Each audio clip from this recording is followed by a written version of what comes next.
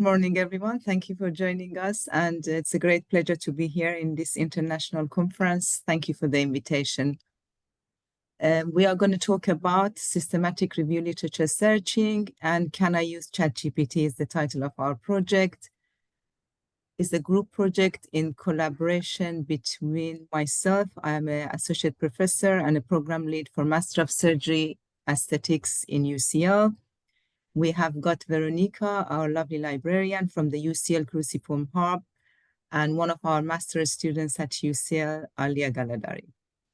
Moving on to the next slide. Our project was basically, we are a multidisciplinary team, as I just explained, bringing together a diverse specialism in medical education and research, evidence-based clinical practice, and librarianship and information retrieval. We teamed up to deliver an exciting project sponsored by a UCL initiative called Changemakers, specifically Teaching Dialogue.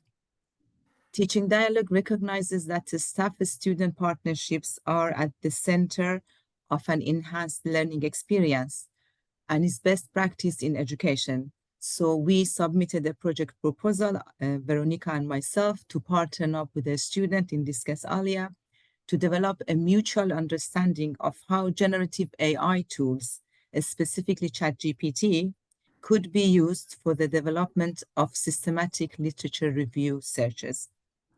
And then in the next slide, I'm going to explain to you that since the COVID-19, prior to the pandemic, only some of us were doing literature reviews, sometimes as an invitation, but as the pandemic has started and all the lab-based projects moved into sort of literature reviews as a compensation for students are not being able to go to the lab, whether they were undergraduate students, postgraduate towards like master's students, or postgraduate research, the PhD students.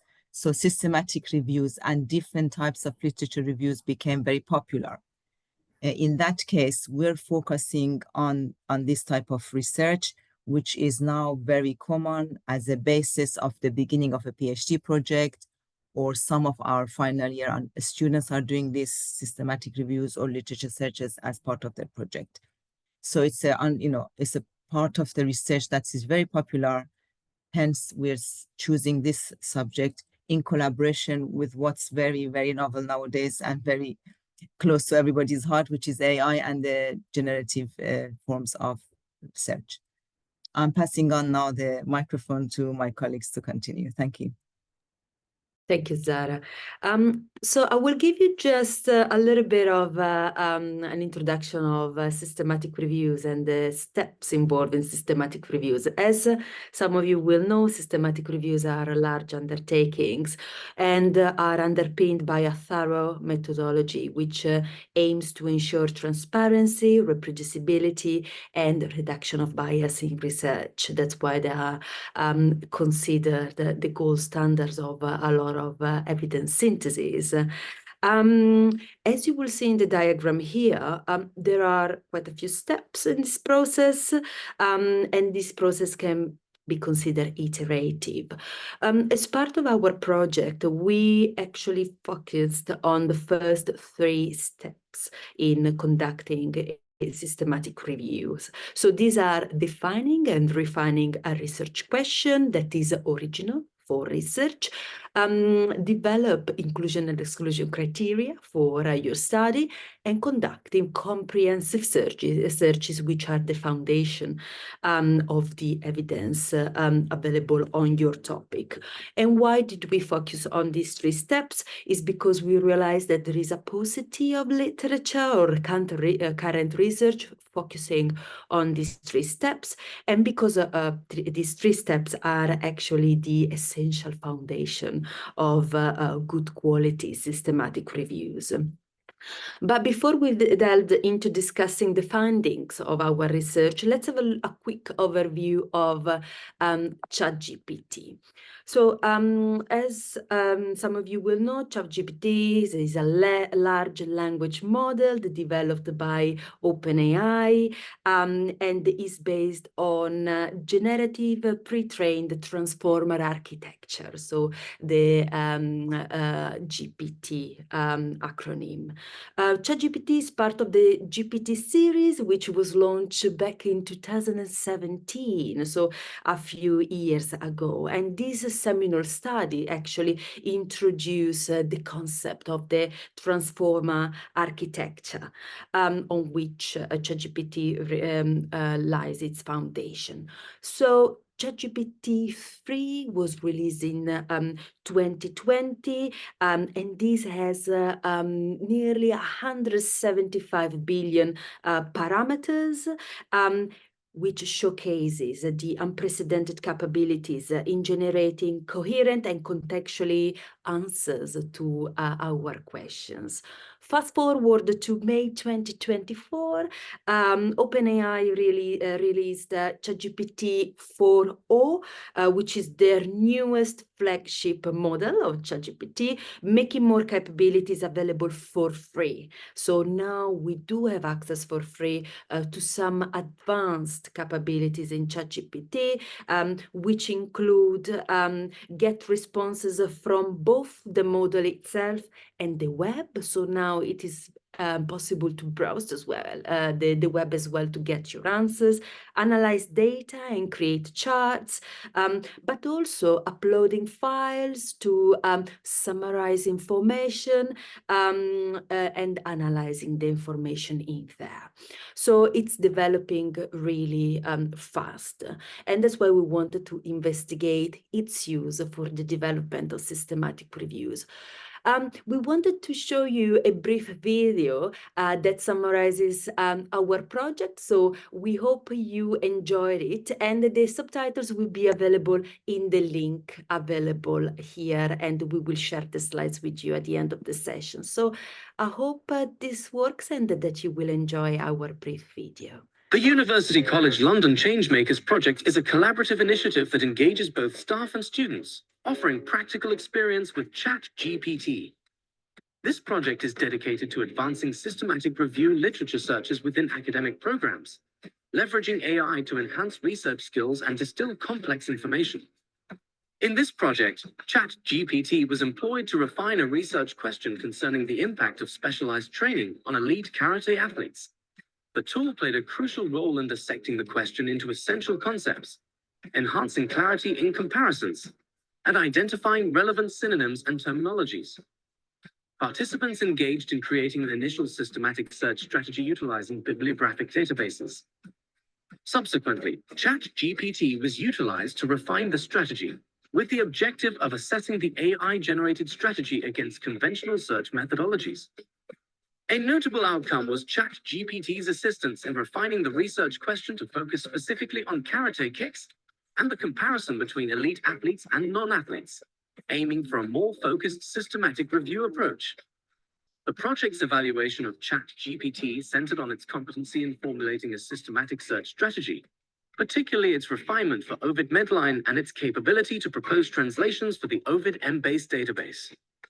The evaluation revealed: Step 1. Green light. Chatgpt was effective in refining the question and identifying specific interventions, offering a broad overview of the topic. Step 2. Amber light.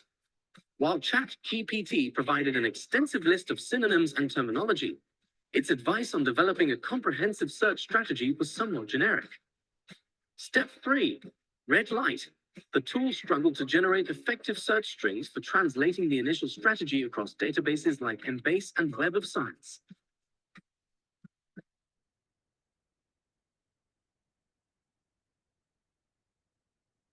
Thank you. I will leave you now in Alia's capable hands. Right. Hi and welcome everyone. This is Alia Galadari, the student amongst two great teachers. So just to start off with some final reflections, we found that Chatgpt is a useful helpful tool to help us think in a more specific terms about our research questions and to explore narrower concepts to refine our research questions. So if we start off, ChatGPT's advices appears to be broad and generic, and ChatGPT admitted that it cannot guarantee that this search strategy will retrieve all available literature on the topic. However, we were able to identify a couple of more synonyms for inclusion in our text word search, such as strikes for kicks and agility, speed, or balance for our outcomes. Now, ChatGPT does not seem to use truncation consistently and does not include subject headings. ChatGPT's Embase search does not seem to grasp the difference with subject headings and subheadings. We guided ChatGPT to revise and correct the use of explode, but we commented that such close guidance could lead to potential mistakes if also the searcher is not too experienced. And again, ChatGPT's translation of the Ovid midline search for the database Web of Science lacked the use of some more specialist features of the Web of Science database. Example is the use of proximity searching. When prompted to add proximity, ChatGPT misplaced and gave an inaccurate explanation of its use. So again, slowness of response. We noticed an unusual slowness in the response time of ChatGPT, which may lead to conclude that the chatbot may not be well prepared to process complex search strategies from bibliographic databases such as Ovid Midline. And finally, ChatGPT seems to need quite a lot of hand holding, which may lead to errors if also the user is not well experienced in the design and evaluation of search strategies. This is not only based or specific on ChatGPT. This can include other forms of generative AI, such as Claude, such as Gemini, or Copilot, that is indeed disseminated in a lot of universities and are used over there. So we introduce a mnemonic that you can memorize and perhaps find it practical in your everyday use, and it's called ChatGPT. So we start off with the C, which is clarify the research question, ensure that the research question is clearly defined and specific, H, harness relevant databases, identify and utilize appropriate databases, and A is for assemble search terms and strategies. You develop a comprehensive list of search terms and construct search strategies. And afterwards, with the T to complete the chat, tailor search parameters and adjusting search parameters such as publication data ranges, language, and study types. And then we go on to the G, which is gather and organize results, collect search results systematically, ensuring that they are organized and documented accurately for easy reference and analysis. And P is for perform iterative searches, refine and adjust search terms and strategies. And finally, with the T, track and report search process, maintain a detailed record of the search process to ensure transparency and reproducibility. So I leave you with 5 seconds just to harness the mnemonic that we just introduced. And by that, we thank you and we welcome any questions.